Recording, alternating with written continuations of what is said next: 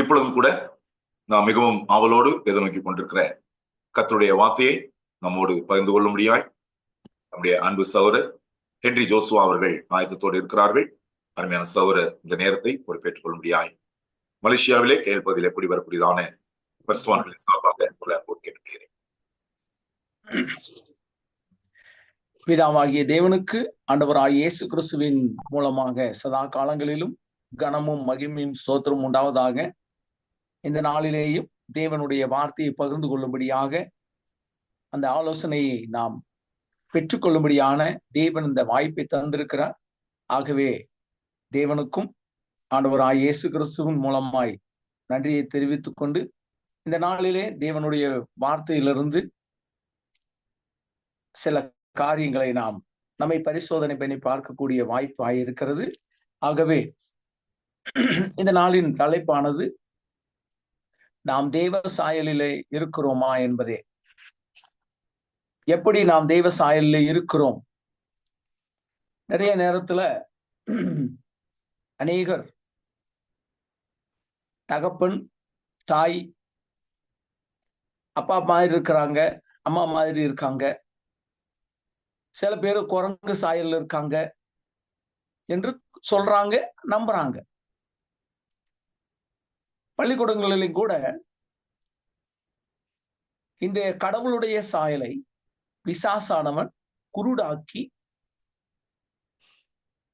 எல்லாரையும், இல்ல கடவுள் நம்மை உருவாக்கல, நம்ம யார் உருவாக்குனா? சத்ருவானவன் உருவாக்குனா, அல்லது ஒரு குரங்கிலிருந்து வந்த நம்ம கடவுளுடைய சாயல் இல்லை என்பதை கற்றுக் கொடுக்கிறார். அவங்க ஏன் அப்படி சொல்றாங்க அப்படின்னா, மனுஷன் குரங்குல இருந்து வந்திருக்கிறான், குரங்க போல கை, காலு, முகம், இதயம், மூளை, ரத்தம், எலும்பு என்று வெளித்தோற்றத்தையும் கண்ணால காணக்கூடிய அழிந்து போகக்கூடியவைகளினால் கூறுகின்றார்கள். ஏன் இதெல்லாம் சொல்றாங்க அப்படின்னா, அவங்களுடைய எண்ணம் என்ன? மனுஷன் குரங்குல இருந்து வந்திருக்கிறான் அப்படிங்கிறது காரணம், அவன மாதிரியே குரங்கு மாதிரி கை, காலு, உடம்பு, சரீரம் எல்லாம் இருக்கிறதே அந்த வெளித்தோற்றத்தை வைத்து அவர்கள் சொல்லுகிறார்கள். 2 கொரிந்தியர் 4:18 2 Corinthians chapter 4:18 காணப்படுகிறவைகள் அநித்தியமானவைகள், காணப்படாதவைகளோ நித்தியமானவைகள். அப்ப இந்த கண்ணினாலே காணக்கூடிய எல்லா பொருள்களும் ஒரு மிருகத்துக்கு அல்லது ஒரு குரங்குக்கு இருக்கிறது. ஆனால் இந்த காணப்படுகிறது ஒன்று, காணப்படாதது ஒன்று என்று நாம் பார்க்க முடியுது. எப்படின்னா, ஆங்கிலத்துல எல்லாத்துலயும் ஹார்ட்ன்னு எழுதிட்டாங்க, ஆனா தமிழ்ல வித்தியாசமாய் இருக்கிறது. தமிழ்ல எப்படி இருக்குன்னா, இதயம் துடிக்கிறது, இதயம் அது இரத்தத்தை அனுப்பக்கூடிய ஒரு பொருளாய் இருக்கிறது. அப்போ இதற்குடைய வித்தியாசத்தை நாம் பார்க்கும் பொழுது, இருதயம் என்பது காணப்படாதது. தமிழ் வேதாகமும் நமக்கு கொடுக்கப்பட்ட பெரிய ஆசீர்வாதம் என்ன அப்படின்னா, காணப்படாத இருதயத்தை பற்றி கூறப்படுகிறது. இந்த இதயம்னா இந்த பம்பிங் ஸ்டேஷன், அது இல்லாம ஒருத்தர் வாழ முடியாது. நிறைய நேரத்துல நம்ம கேட்கிறோம் மக்கள் கிட்ட, ஏயா இதயமே இல்லையா? அப்படின்னா அவங்களுடைய நோக்கம் என்ன? இதயம் இல்லாமல் ஒருவர் வாழ முடியாது. இதயம் இருந்தா கொஞ்சம் மனசாட்சிக்கு கொஞ்சம் நேர்மையாவது இருப்பேன் அப்படிங்கிற ஒரு எண்ணம். இது எல்லாருக்கும் இருக்கானா? ஆமா. உலகத்துல எப்படி இது இல்லாம வாழ முடியாதோ, அதே போல காணப்படாத இருதயமும் எல்லாருக்குமே உண்டு. இந்த உலகத்திலே நாம் பிறப்போம் என்றால் எல்லாருக்குமே அப்படிப்பட்ட ஒரு இருதயத்தை தேவன் தந்திருக்கிறார். அது என்ன வித்தியாசங்கிறத நம்ம கொஞ்ச நேரத்துல நம்ம பார்ப்போம். இந்த இதயம் எல்லா மிருகங்களுக்கும் உண்டா? உண்டு இல்லையா? ரத்தத்தை அனுப்பக்கூடிய அந்த ஒரு பெரிய பணியை செய்யக்கூடியது இந்த இதயம் இல்லைங்களா? அப்போ இது மிருகங்களுக்கு உண்டா அப்படின்னா ஆம் உண்டு. இந்த காணப்படாத இருதயம் என்பது மிருகங்களுக்கு உண்டா என்றால் அது இல்ல. இந்த இதயம் இரத்தத்தை அனுப்பி கொண்டே இருக்கும். எப்பொழுது அந்த இரத்தத்தை அனுப்பாமல் நிறுத்தி விடுகிறதோ அல்லது உறைந்து விடுமோ அப்ப அவருடைய வாழ்க்கை முடிஞ்சிருச்சுன்னு அர்த்தம். ஆனா காணப்படாத ஒரு இருதயம் அது நித்தியமானது என்று சங்கீதம் 22வது சங்கீதம் 26வது வசனத்துல சொல்லப்படுகிறது. தேவனே உம்முடைய இருதயம் என்னது? நித்தியமான இருதயமாய் இருக்கிறது, அது நித்தியத்துக்கானது. இந்த இதயம், தசையினால் உண்டாக்கப்பட்ட அந்த இதயம் அழிஞ்சு போகுமா அப்படின்னா ஆமா, அழிஞ்சிரும். அதை எடுத்து கொஞ்ச நேரத்துல வெளியே வச்சீங்கன்னா அது என்ன ஆயிரும்? அது கெட்டு அழிந்து போகக்கூடியது. ஆனா இந்த இருதயமானது அழியாதது, அழிஞ்சு போகக்கூடியது. இது இருதயமானது அழியாதது. ஒரு நாள்ல இந்த இதயத்துக்கு முடிவு வரும், அதனுடைய வேலை நின்னு போயிடும். ஆனா இருதயமோ அது ஒரு முற்றுப்புள்ளி இல்லாதது, அது நித்தியமாய் வாழக்கூடியது இல்லைங்களா?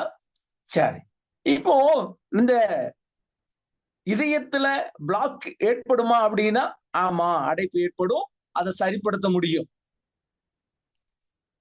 ஆனா இந்த இருதயத்துல ஒரு மனுஷனை தீட்டுப்படுத்தும் என்றால் அந்த இருதயத்துக்குள்ளிருந்து வெளியே வரக்கூடிய வார்த்தைகள் ஒரு மனுஷனை தீட்டுப்படுத்தும், வேதனைப்படுத்தும், அளவிக்கும்.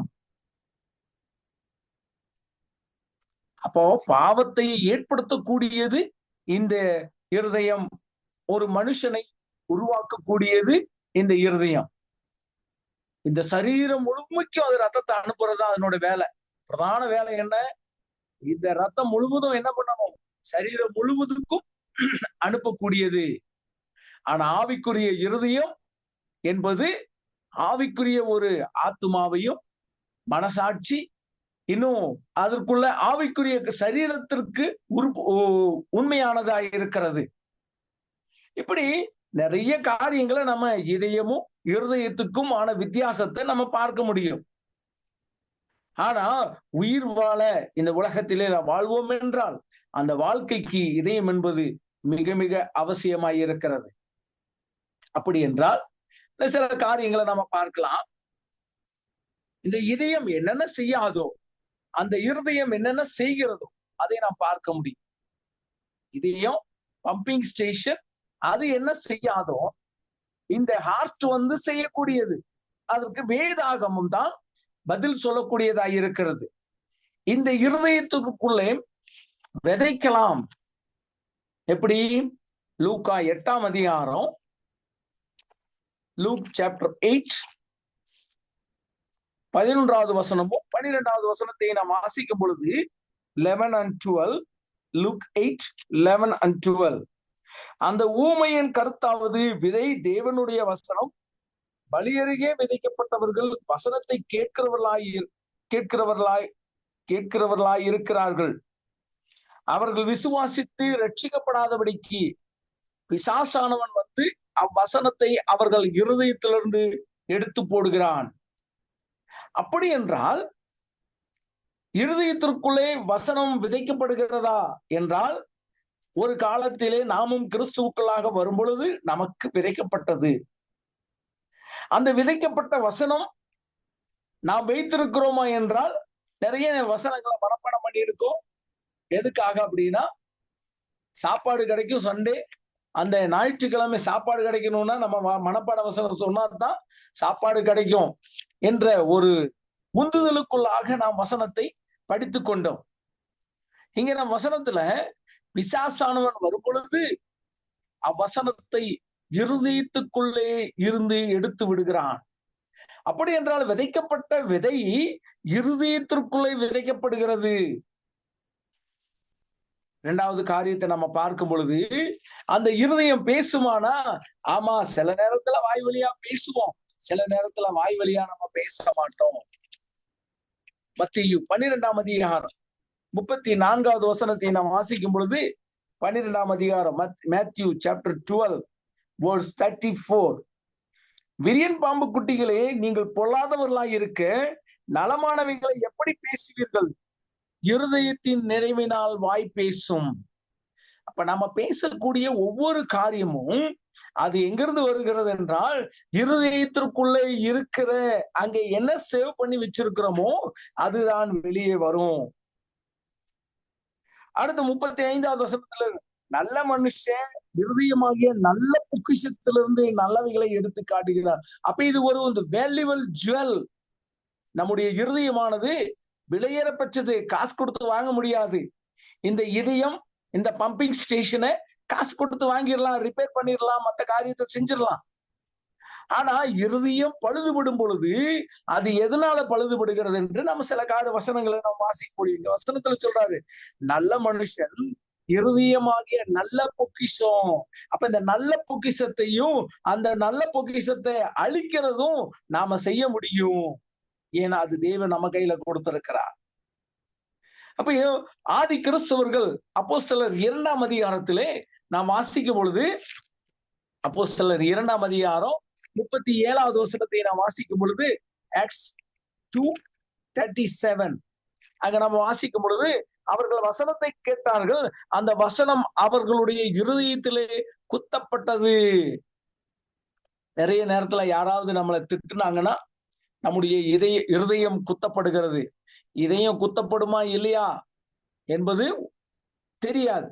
ஆனா இருதயம் குத்தப்படுகிறதா என்றால் ஆம், குத்தப்படுகிறது. அப்பொழுதுதான் கண்ணீர் வருகிறது. அப்போ இவர்கள் வசனத்தை கேட்ட பொழுது இருதயத்திலே குத்தப்பட்டவர்களாகிய, ஐயா இதுக்கு பரிகாரம் என்னையா பண்றது அப்படின்னு கேக்குறாங்க. அப்போ இருதயம் என்பது ஒரு வித்தியாசமானது. இன்னும் யோவான் 14ஆம் அதிகாரத்துல இயேசுவானவர் சொல்றார், உங்கள் இருதயம் கலங்காதிருப்பதாக. அப்படின்னா என்ன செய்யும்? இருதயம் கலங்கும் இல்லையா? இதயம் கலங்குமானா அது கலங்காது. அதே 14ஆம் அதிகாரம், யோவான் 14ஆம் அதிகாரம் 27வது வசனத்துல அவர் சொல்றாரு, உங்கள் இருதயம் சமாதானத்தை உங்களுக்கு வைத்து போகிறேன், என்னுடைய சமாதானத்தையே உங்களுக்கு கொடுக்கிறேன். உலகம் கொடுக்கிற பிரகாரம் நான் உங்களுக்கு கொடுக்கிறதில்லை. உங்கள் இருதயம் கலங்காமலும் பயப்படாமலும் இருப்பதாக. எப்பொழுது கலக்கம் அடைகிறதோ அப்பொழுது பயமும் வந்து விடுகிறது. அப்ப இயேசுவானவர் சொல்லி கொடுக்கிறார், நான் உங்களுக்கு சமாதானத்தை வச்சுட்டு போனப்பா, ஆனா நீங்க கவலைப்படாதீங்க, கலங்காதீங்க, உங்களுடைய இருதயமானது கலக்கமடையாமல் இருக்கட்டும். அப்படின்னா அவர் என்ன சொல்றாருன்னா, இவர்கள் ஆல்ரெடி கலங்கிட்டாங்க. அதுதான் யோவான் 14ஆம் அதிகாரம் 1வது வசனத்துல உங்கள் இருதயம் கலங்காது இருப்பதாக என்று சொல்றார். இன்னும் 1 நாளாகமம் 16ஆம் அதிகாரம் 10வது வசனத்தை நாம் வாசிக்கும் பொழுது, 1 நாளாகமம் 16ஆம் அதிகாரம் 10வது வசனத்தை நாம் வாசிக்கும் பொழுது அங்கே சொல்லுகிறது, அவருடைய பரிசுத்த நாமத்தை குறித்து மேன்மை பாராட்டுங்கள், கர்த்தரை தேடுகிறவர்களின் இருதயம் மகிழ்வதாக. அப்போ யாருடைய இருதயம் தேவனை தேடுகிறது? ஒரு மிருகம் தேடுகிறதா என்றால் இல்ல, தெரியாது. தேவனை தொழுது கொள்ளணும் வாரத்தின் முதல் நாள்னு அதுக்கு சட்டமும் இல்லை. ஆனா மனிதர்களாகிய நாம் தேவ சாயலை உருவாக்கப்பட்டதினாலே தேவனை தேட வேண்டும் என்ற இருதயம். அவங்க எந்த இடத்துக்கு வேணாலும் போறாங்க. அவங்க நோக்கம் என்ன? கடவுளை எங்காவது கண்டுபிடிச்சிருவோம், எங்காவது ஒரு மலை மேல கண்டுபிடிச்சிருவோம், அல்லது ஒரு இடத்துல நம்ம போய் கண்டுபிடிச்சிருவோங்கிற எண்ணம் தானே. இங்க என்ன சொல்றாருன்னா, நம்மை உண்டாக்கின அல்லது அந்த தேவனை யாரெல்லாம் தேடுகிறார்களோ அவர்களுடைய இருதயம் சந்தோஷமாயிருக்கும், மகிழ்ச்சியாயிருக்கும். இதை நம்ம புதிய ஏற்பாட்டுல நம்ம வசனத்தை கேட்கும் பொழுது, ஆதி கிறிஸ்தவர்கள், அதாவது கிறிஸ்துவை இயேசுவானவர் நம்பி வாழ்ந்த சீஷர்கள், லூக்கா 24ஆம் அதிகாரம் 32வது வசனத்தை நாம் வாசிக்கும் பொழுது, லூக்கா 24 4ஆம் அதிகாரம் 32வது வசனத்தை நாம் வாசிக்கும் பொழுது, அந்த 2 சீஷர்கள் தங்களுடைய ஊர்களுக்கு சென்று கொண்டிருக்கிறார்கள். அவர்கள் செல்லும் போது அவர்கள் பேசிக் கொண்டிருக்கிறார்கள். அப்பொழுது அவர்கள் ஒருவரை ஒருவர் நோக்கி, வழியிலே அவர் நம்முடனே பேசி வேத வாக்கியங்களை நமக்கு விளங்க காட்டின பொழுது நம்முடைய இருதயம் நமக்குள்ளே கொழுந்து விட்டு எரியவில்லையா என்று சொல்லிக் கொண்டார்கள். அப்ப இந்த இருதயமானது கொழுந்து விட்டு எரியக்கூடியது இல்லையா? அது நல்ல காரியத்துக்கும் எரியும். பக்கத்து வீட்டுக்காரன் ஏதாவது ஒரு பொருள் வாங்கிட்டான்னா அப்பவும் எரியும் இல்லையா? நன்மைகளுக்கும் எரியும். ஆனா இந்த இதயம் எரியுமா அப்படின்னா இல்ல. அதே மாதிரி 1 ராஜாக்கள் 10ஆம் அதிகாரம் 24வது வசனம், 1 Kings chapter 10 verse 24. அங்க சொல்றாரு, இந்த இருதயத்துக்குள்ளே தேவனுடைய ஞானம் இருக்கிறது. அந்த ஞானத்தை பெற்றுக்கொண்ட சாலமோன், இந்த ஞானம் எல்லாம் யார்கிட்ட இருந்து வந்துச்சு அப்படிங்கிறாரு, தேவனிடத்திலிருந்து ஞானத்தை கொடுக்கிறவர் தேவனாய் இருக்கிறார். அவர் அந்த இருதயத்துக்குள்ளே அதை வைத்திருக்கிறார். அப்படின்னா நாம எல்லாம் யாருடைய சாயல உருவாக்கப்பட்டிருக்கிறோம் அப்படின்னா, சும்மா நாம வரல. இந்த உலகத்துல நம்ம ஒரு மனுஷனுடைய சாயலோ அல்லது தாய் தகப்பனுடைய சாயலோ அல்லது மனுஷர்கள் குறிப்பிடுகிற ஒரு சாயலிலே நாம் உருவாக்கப்படவில்லை. ஆதியாகமம் 1ஆம் அதிகாரம் 27வது வசனத்தை நாம் வாசிக்கும் பொழுது அவர் சொல்றாரு, நமது சாயலாகவும் நமது ரூபத்தின்படியும் இந்த மனுஷனை உருவாக்குவோமாக என்று சொல்றார். அப்ப மனுஷனை உருவாக்கக்கூடிய ஒரு சாயலை அவர் சுட்டி காட்டும் பொழுது, தேவன் தம்முடைய சாயலாக மனுஷனை சிருஷ்டித்தார், அவனை தேவ சாயலாகவே சிருஷ்டித்தார். அவர்களை ஆணும் பெண்ணுமாக அவர்களை சிருஷ்டித்தார் என்று வேதாகமும் நமக்கு குறிப்பிடுகிறது. அப்போ இதுதான் நம்முடைய இதயத்திற்கும் இருதயத்திற்கும் உள்ள வித்தியாசம். அவர் மண்ணினாலே இந்த மனுஷ சரீரத்தை உருவாக்கினார். ஆனால் தேவன் தம்முடைய ஆத்துமாவை நமக்கு கொடுக்கும் பொழுதுதான் அவருடைய சாயலிலும் அவருடைய ரூபத்தின்படியும் அவருடைய சாயலாகவே நம்மை சிருஷ்டித்தார். அப்ப இது மறுதலிக்கக்கூடிய பிள்ளைகளாக இருக்கிறார்கள். இன்னும் ஆதியாகமம் 6ஆம் அதிகாரத்திலே எப்பொழுது தேவனுக்கு வேதனை உண்டானது? அவருக்கு இருதயம் இருக்கானா? ஆம், இருதயம் இருந்ததுனாலதான் நம்மையும் உருவாக்கினார். ஆதியாகமம் 6ஆம் அதிகாரம் 6வது வசனம், Genesis chapter 6 verse 6. தாம் 5வது வசனம், மனுஷனுடைய அக்கிரமம் பூமியிலே பெருகினது என்றும் அவன் இருதயத்தின் நினைவுகளின் தோற்றமெல்லாம் நித்தமும் பொல்லாதது என்றும் கர்த்தர் கண்டு தாம் பூமியிலே மனுஷனை உண்டாக்கினதற்காக கர்த்தர் மனஸ்தாபப்பட்டார். அது அவர் இருதயத்துக்கு விசனமாயிருந்தது.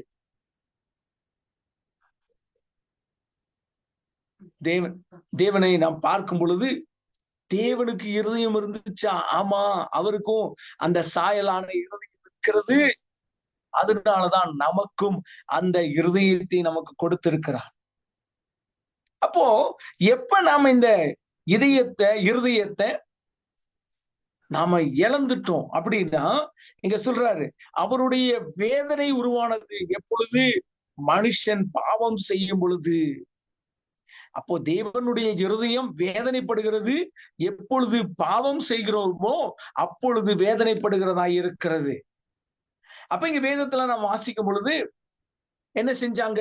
ரோமர் 1ஆம் அதிகாரம் 21வது வசனம், ரோமன்ஸ் chapter 1 verse 21.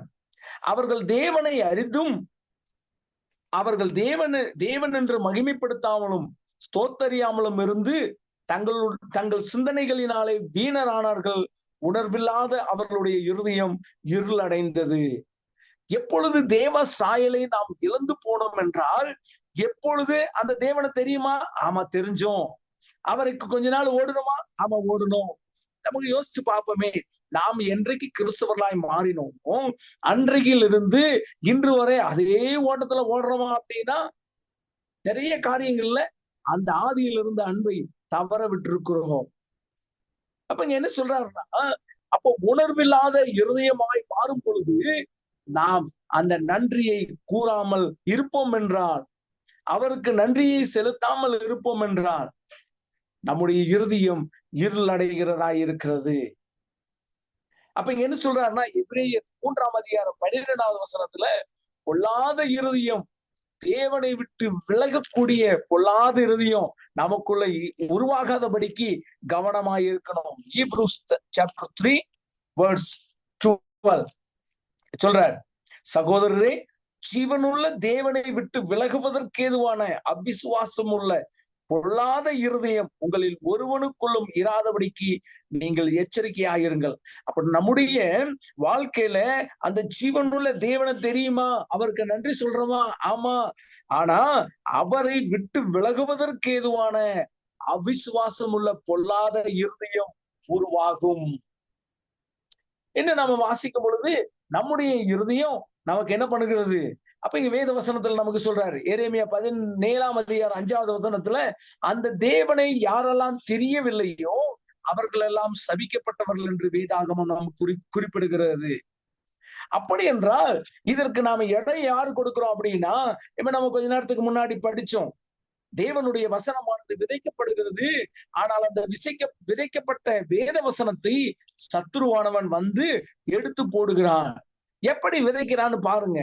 அவன் எப்படி விதைச்சிருக்கான் அந்த உலகத்துல முன்மாதிரிகளை நாம பார்க்கும் பொழுது, யோவான் 13:2 வசனத்தை நாம் வாசிக்கும் பொழுது, யோவான் ஜான் சாப்டர் 13:2, சீமோனின் குமாரனாகிய யூதாஸ் காரியோத்து அவரை காட்டிக் கொடுக்கும்படி பிசாசானவன் அவன் இருதயத்தை தூண்டின பின்பு அவர்கள் போஜனம் பண்ணி கொண்டிருக்கையில் இயேசுவானவருடைய திருவிருந்து நடைபெறுகிறது.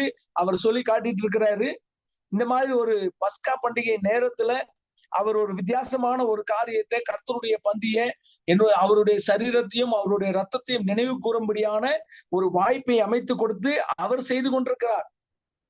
ஆனா இந்த யூதாசுக்குள்ளே சத்ருவானவன், பிசாசானவன் என்ன செய்யறான்னா, அவனுடைய இருதயத்தை தூண்டுகிறான்.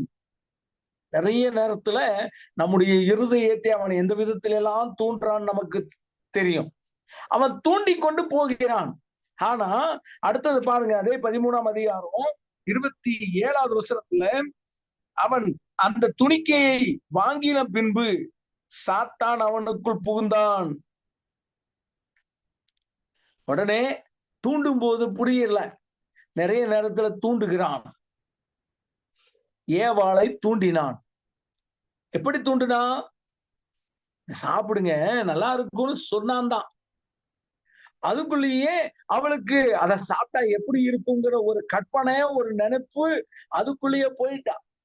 பறிச்சு உடனே சாப்பிட்டாலானா இல்ல.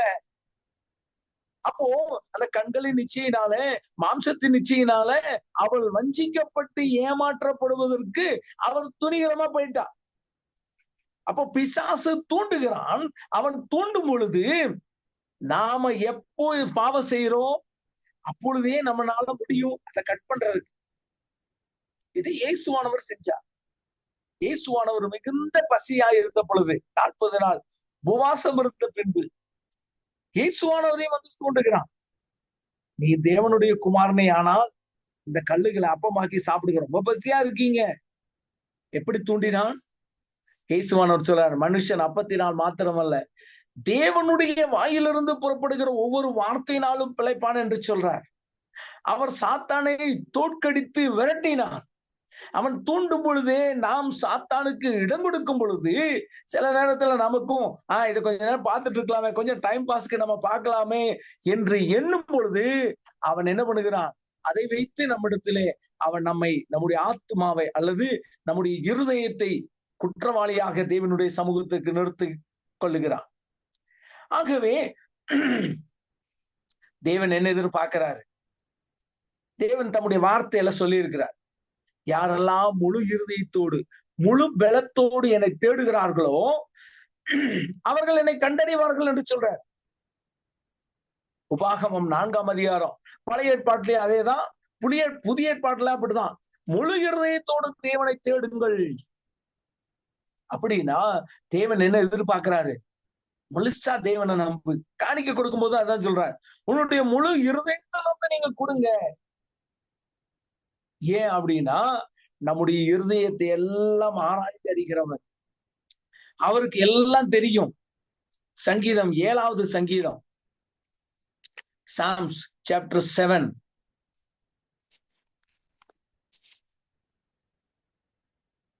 Psalms chapter 7, 9 and 10. துன்மார்க்கனுடைய பொல்லாங்கை ஒளிய பண்ணும் நீதிமானை ஸ்திரப்படுத்துவீராக.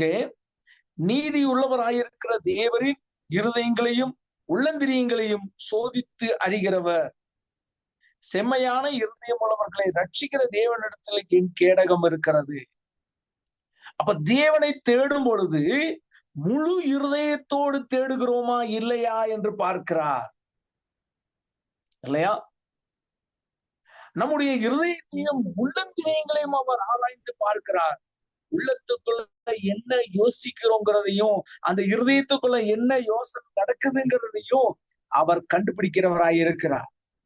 அதனாலதான் எரேமியால சொல்றாரு 17ஆம் அதிகாரத்துல, எரேமியா 17ஆம் அதிகாரம் அங்க வசனத்தில் சொல்றார். 9வது வசனத்தை நாம் வாசிக்கும் பொழுது 17ஆம் அதிகாரம் 9வது வசனம், எல்லாவற்றை பார்க்கலும் இருதயமே திருக்குள்ளதும் மகா கேடுள்ளதுமாய் இருக்கிறது, அதை அறியத்தக்கவன் யார்? அப்போ நமக்கு இதயத்துல ஏதாவது ஒரு பிரச்சனை இருந்தா அந்த இதய டாக்டர் கிட்ட போய் அதெல்லாம் ஸ்கேன் பண்ணி அதை பார்த்து எந்த இடத்துல பிளாக் இருக்கு, அதை எப்படி சரிப்படுத்தலாம், அதை நம்ம சரிப்படுத்த முடியும்.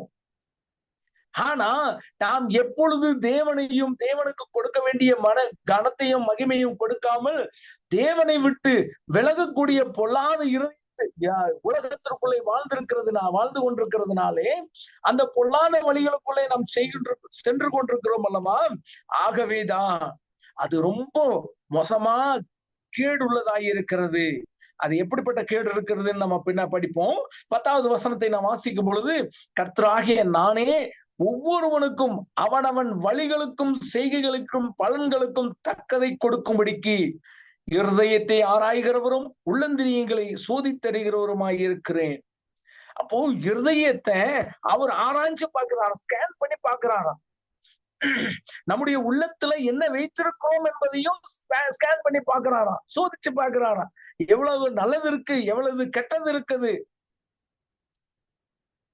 ஏன்னா அந்த வசனத்தில் சொல்றாரு, ஒவ்வொருவனுக்கும் அவனவன் வழிகளுக்கும் செய்கைகளின் பலன்களுக்கும் தக்கதை கொடுக்க போகிறேன். அப்ப தேவனை முழு இருதயத்தோட தேடுறோமா இல்லையாங்கிறதே அவருக்கு தெரியும்.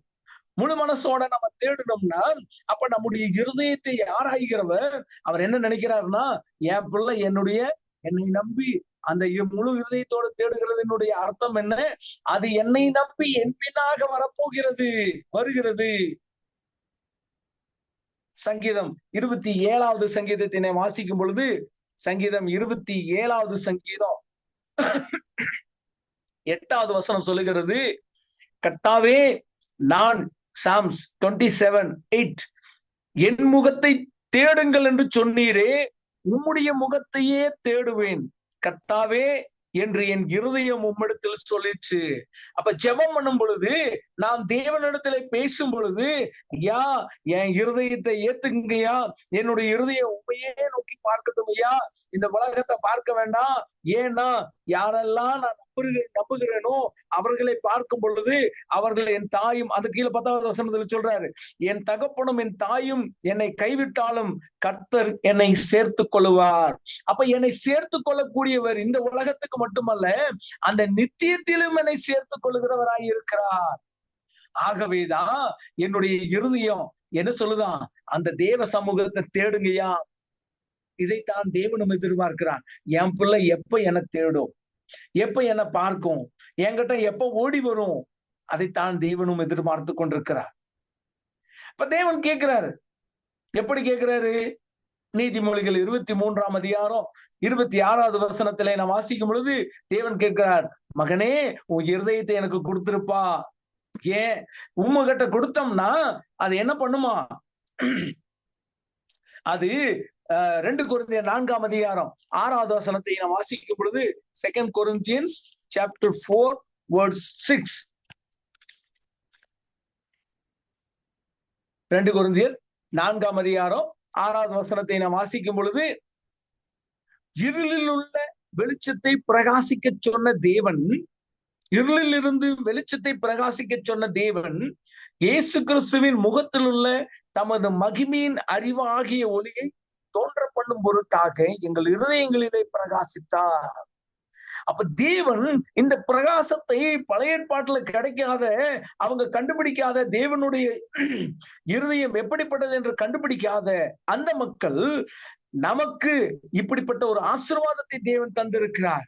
இருளுக்குள்ள இருந்து நாம் வெளிச்சத்திற்குள்ளே வரும்படியாக அந்த இதயத்தை மட்டும் நம்பிக்கொண்டில்ல, நாம் இருதயம் உள்ளவர்கள்.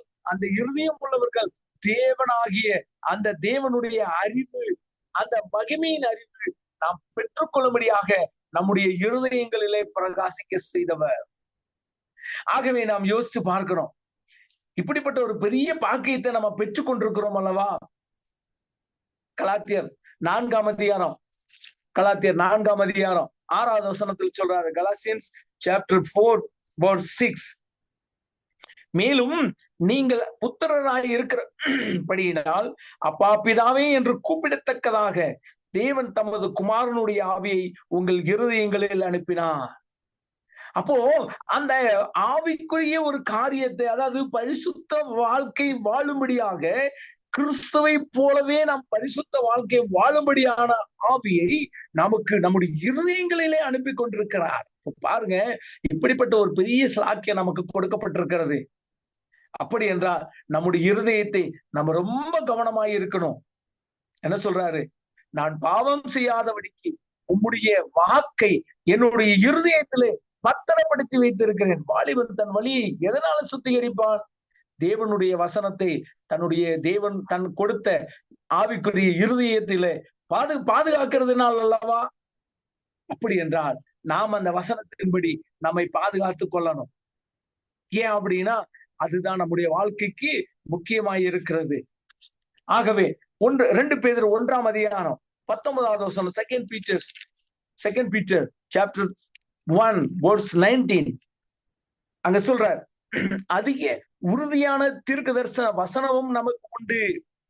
பொழுது விடிந்து விடிவெள்ளி உங்கள் இருதயங்களில் உதிக்கும் அளவும் இருளுள்ள ஸ்தலத்தில் பிரகாசிக்கிற விளக்கை போன்ற அவ்வசனத்தை கவனித்திருப்பது நலமாயிருக்கும்.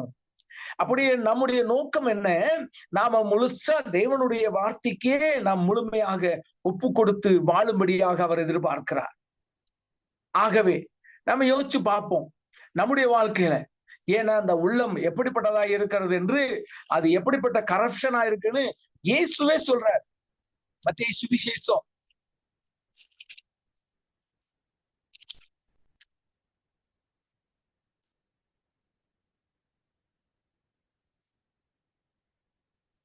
15ஆம் அதிகாரம் 19வது வசனம் சொல்றார். மத்தேயு 15, Matthew 15:19. எப்படி எனில் இருதயத்திலிருந்து பொல்லாத சிந்தனைகளும், கொலைபாதங்களும், விபசாரங்களும், வேசித்தனங்களும், களவுகளும், பொய் சாட்சிகளும், தூஷணங்களும் புறப்பட்டு வரும். அப்ப இந்த இருதயத்துக்குள்ள நீங்க என்ன சேவ் பண்ணி வச்சிருக்கிறோமோ, நாம் என்னத்தை வாங்கி வச்சிருக்கிறோமோ அதுதான் நம்மை மேற்கொள்ளும்.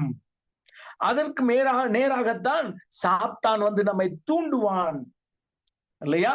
நாம கம்ப்யூட்டர்ல என்ன சேவ் பண்ணி வச்சிருக்கிறோமோ அதை பார்க்கணும் அப்படின்னு விரும்புவோம். மொபைல்ல என்ன பார்க்கணும்னு நினைக்கிறோமோ, என்ன சேவ் பண்ணி வச்சிருக்கிறோமோ அதை நம்ம பார்ப்போம். வாட்ஸ்அப்னு ஒண்ணு நம்ம சேவ் பண்ணி வைக்கிறதுனால வாட்ஸ்அப் நம்ம பாக்குறோம். அதுக்காக நிறைய நேரத்தை வாட்ஸ்அப்லயே நிறைய செலவு பண்றோமோ இருக்கிறோம். ஏன் அப்படின்னா எல்லாருமே வசனத்தை அனுப்பிட்டு இருக்காங்க. எந்த வசனத்தை படிக்கிறது? நிறைய நேரத்துல அது எல்லாத்தையும் ஒரே டிலீட் பண்ணிட்டு நம்ம என்ன செய்கிறோம்? கடந்து போகிறோம். சில பேரு நியூஸ் பார்க்கணும்னா நியூஸ், மற்ற காரியத்தை எது பார்க்கணுமோ, அந்த உலகத்து காரியத்தை எதை பார்க்கணுமோ அதை பார்த்து கொண்டிருக்கிறாங்க. தங்களுடைய இருதயத்தை எதற்கு நாம் சேவ் பண்ணுகிறோம்? அதனாலதான் இந்த சிறு பிள்ளைகளுக்கு நம்ம சொல்லும் பொழுது வசனத்தை சேவ் பண்ணி வைங்க இருதயத்துக்குள்ள. அது என்ன பண்ணுமா? அது இன்றைக்கு இல்ல நாளைக்கு வேலை செய்யும். அப்ப இந்த கெட்ட காரியங்கள் எல்லாம் இருதயத்துக்குள்ள இருந்து வரும் என்று இயேசுவானவர் சொல்லுகிறார். இதை நம்ம கரெக்ஷனுக்காகவே நம்ம என்ன பண்ணிட்டோம்? இந்த தேவ சாயலில் உருவாக்கப்பட்ட இருதயத்தை தேவனுக்கு நன்றி சொல்லாம, தேவனை விட்டு விலகக்கூடிய பொல்லாத ஒரு கஷ்டமான நேரத்துல இந்த தேவன் நமக்கு உதவி செய்யலையே என்று சொல்லி நாம தேவனையே முறுமுறுக்கிறவர்களாய் மாறினதுனாலே நாம என்ன ஆயிட்டோம்? அவரை விட்டு விலகி போய் இருக்கிறோம். அந்த இருதயம் நம்ம என்ன பண்ணுமா? கடைசி நாள்ல 1 யோவான் 3ஆம் அதிகாரம் அதுவே நம்மளை குற்றவாளியாக தீர்க்கும். 1 யோவான் 3ஆம் அதிகாரம் 21வது வசனத்தை வாசிப்போம். 1 John chapter 3 verse 22. அவருடைய கற்பனை 21வது வசனம். பிரியமானவர்களே, நம்முடைய இருதயம் நம்மை குற்றவாளிகள் என்று தீர்க்காதிருந்தால் நாம் தேவனிடத்தில் தைரியம் கொண்டிருந்து அவருடைய கற்பனைகளை நாம் கை கொண்டு அவருக்கு முன்பாக பிரியமானவைகளை செய்கிறபடியால் நாம் வேண்டிக் கொள்கிறது எதுவோ அதை அவராலே பெற்றுக் கொள்கிறோம். அப்ப நம்முடைய இருதயம் சரியா இருந்தால், இயேசுவானவருடைய மலை பிரசங்கத்துல ஒருவனுடைய இருதயம் சுத்தமாய் இருந்தால் அங்கே தேவன் வருவார் என்று அவர் சொல்லுகிறார். ஆகவே நம்முடைய ஜெபம் கேட்கப்படும் வேண்டும் என்றாலும் நாம் என்ன செய்யணுமா? நாம் நம்முடைய குற்றவாளிகளாக தீர்க்காமல் தேவனுக்கு முன்பாக செம்மையானவர்களாய் வாழ்வோம். அதுதான் எரேமியா புஸ்தகத்துல 17ஆம் அதிகாரத்துல சொல்றாரு, இந்த இருதயம் மோசமானதா இருக்கிறது. ஆகவே இப்படிப்பட்ட இருதயத்தை நாம கூடவே வச்சிருக்கிறதுனால ரொம்ப கவனமாய் தேவனுடைய வசனத்தின்படி வாழ்வதற்கு நாம் முயற்சி எடுப்போம். அப்படி நாம் முயற்சி எடுப்போம் என்றால் நிச்சயமாகவே தேவனுக்கு பிரியமான பிள்ளைகளாய் நாம் வாழ்வோம். 2 பேதுரு 1ஆம் அதிகாரத்துல நாம் வாசிச்சது போல அந்த இருளுள்ள இடத்துல நமக்கு பிரகாசிக்கக்கூடிய இந்த இருதயத்துக்குள்ள அவருடைய வசனத்தை வைத்து வைப்போம். அது இன்றைக்கில்லை என்றாலும் ஒரு நாளில் அது பலன் கொடுக்கக்கூடியதாய் இருக்கிறது. ஆகவே நாம் நம்மை நாமே யோசித்து பார்த்து இப்படிப்பட்ட ஆசீர்வாதத்தை, இந்த இதயத்திற்கும் இருதயத்திற்கும் உள்ள வித்தியாசத்தை நாம் தெரிந்து கொண்டு, இந்த உலகம் சொல்லுகிறது இந்த இதயத்தை வைத்து மனுஷனிலிருந்து அல்ல மனுஷன் மிருகத்திலிருந்து வந்தா அல்லது வேற ஏதாவது இருந்து வந்தான்னு சொல்ல முடியும். ஆனா இருதயமாகி மனசாட்சி மனுஷனுக்குள்ள இருக்கிறது, அது ஆவிக்குரியதா இருக்கிறது. அது அழிந்து போகாதபடிக்கு நாம் நம்மை பாதுகாத்துக் கொள்ளும்படியாக அதை எல்லா காவலோடும், நீதிமொழிகளை சொல்றார், எல்லா காவலோடும் அதை பாதுகாத்துக் கொள்ள வேண்டும் என்று தேவன் விரும்புகிறவராய் இருக்கிறார். நம்மை சுத்தப்படுத்தி நமக்கு அவருடைய இருதயத்துல அவருடைய பரிசுத்த ஆவியானவரை கொடுத்து நாம் அந்த பரிசுத்தமான வாழ்க்கையிலே வசனத்தின்படி நாம் நடக்கும்படியாக ஆவியானவர் எல்லாவற்றையும் நமக்கு எழுதி கொடுத்து அப்படிப்பட்ட பிள்ளைகளாய், அவருக்கு பிரியமான உண்மையான உத்தமமான பிள்ளைகளாய் நாம் வாழும்படியாக தேவன் நம்மிடத்துல எதிர்பார்க்கிறார். ஆகவே நாம் யோசித்து பார்ப்போம். நமக்கு தேவனுக்கு விரும்பாத காரியங்கள் நம்முடைய இருதயத்துல இருக்கும் என்றால், ஐயா என் இருதயத்தை நீங்க தான் கழுவி சுத்திகரிக்கணும், நீங்க தான் உங்களுடைய கருத்துல ஒப்பு கொடுக்கிற, நீங்களே பார்த்துக்குங்க, என்னால பாதுகாத்துக் கொள்ள முடியாது என்று அவருக்காகவே அவருக்கென்றே நாம் வாழ்வோம். தேவன் தாமே நமக்கு உதவி செய்வாராக. பொறுமையான கவனத்திற்கு நன்றி சொல்கிறேன். இப்படிப்பட்ட வாய்ப்பை ஏற்படுத்தி கொடுத்த கோலாலம்பூர் கிறிஸ்துவின் சபையார் உங்கள் யாவரையும் ஆண்டவராகிய இயேசு கிறிஸ்து நாமத்திலே நன்றி சொல்லி வாழ்த்து விடைபெறுகிறேன். நன்றிங்கய்யா. கர்த்தர் ஆசீர்வதித்து கொடுத்த இந்த நல்ல நாளிலும் கூட மிகவும் சிறப்பான ஒரு தேவ செய்தியை தேவன் கேட்கும்படி கிருபை பாராட்டினார். கர்த்தர் மேல் நம்பிக்கை வைத்து கர்த்தரை தன் நம்பிக்கையாய் கொண்டிருக்கிற மனுஷன் பாக்கியவான்.